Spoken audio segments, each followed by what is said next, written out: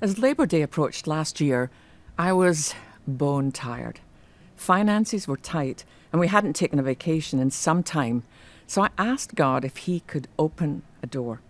I prayed and I waited.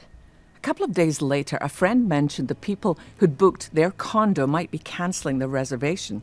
If they did, he wanted me to use it. Well, that night I prayed if this would be a good thing. Lord, please open the door, and if not, slam it closed. Well, the following morning, my friend called and said it was all mine. I was so excited. I would be relaxing for a week, rent-free, no makeup, no high heels, just T-shirts and a ball cap. My husband Barry had some things to take care of at home and offered to stay with the dogs while I rested and prayed. He kissed me goodbye as I set off the following morning. An hour into the journey, things began to go wrong. The air conditioning in my car quit on a day stretching into the high 90s. I turned the dial to the max to see if it might kick back in, but it didn't. I turned it off and kept driving. But after an hour, sweat dripped off my forehead into my eyes, so I rolled down the windows hoping fresh air would dry me out. And it did, until the storm hit. The sky dumped bucket after bucket of hot water, and before I could roll up my window, I was soaked. Traffic came to a stop, and the cars turned on their hazard lights. I alternated between windows down with large buckets of water coming in and windows up and large buckets of sweat pouring down. 9 hours later, I arrived, soaking wet and tired, but still excited about the next day to relax. The following morning, I brewed some coffee and I drove straight to the local drugstore for some sundries. Less than an hour later, I found a deserted area outside and I situated my new beach chair and belongings. Paradise. But as soon as my body hit the chair, it collapsed literally on top of me and I was trapped, literally trapped, apart from a large dog that bounded out of nowhere and kept licking my feet. I couldn't see anyone else in the distance. I couldn't figure out how to get out of my predicament. By the time I dug myself out, my legs were bruised and scraped.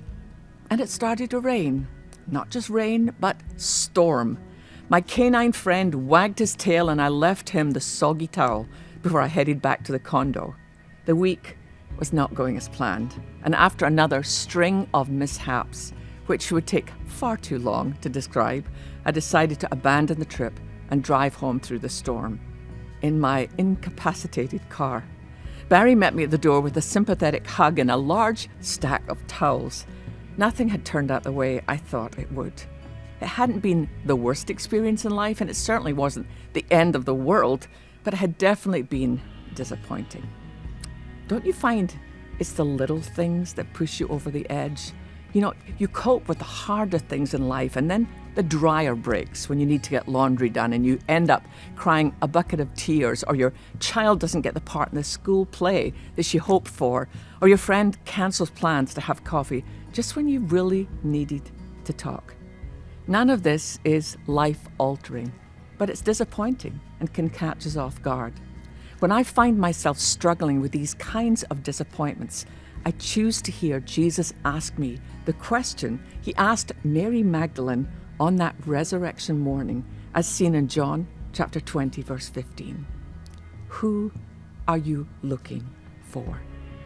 When we look for Jesus in the middle of what's not working, we discover He's always there, bringing peace and comfort. We can sit with Him for as long as it takes to be reminded of what's always true, no matter what might be true for a moment. He loves us. He is with us. He is here.